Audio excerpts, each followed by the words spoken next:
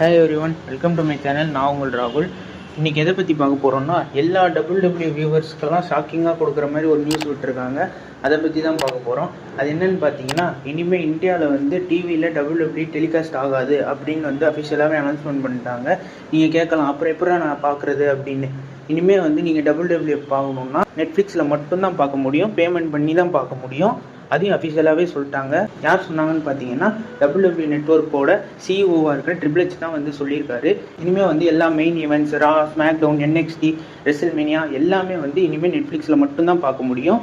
ஏன்னு பார்த்தீங்கன்னா, Sony ஸ்போர்ட்ஸோட validity period வந்து முடிஞ்சு போச்சு. அதனால வந்து ஸ்ட்ரீமிங் ரைட்ஸை நெட்ஃப்ளிக்ஸுக்கு கொடுத்துட்டாங்க. உங்களில் எத்தனை பேர் வந்து டபிள்யூ வந்து டிவியில் பார்க்குறத மிஸ் பண்ண போகிறீங்கன்றத வந்து கமெண்ட் பாக்ஸில் சொல்லுங்கள். என்னோட மெமரி ஆஃப் டபிள்யூ வந்து டென் ஸ்போர்ட்ஸோட ஓல்டு லோகோலேருந்து பார்க்க ஆரம்பித்தேன். இப்போ வரைக்கும் பார்த்துட்ருக்கேன். நீங்கள் எல்லாம் எப்போலேருந்து பார்க்க ஆரம்பிச்சிங்கன்றது கமெண்ட் பாக்ஸில் சொல்லுங்கள். இனிமேல் டிவியில் வந்து நானும் உங்களை மாதிரியே மிஸ் பண்ணுவேன்.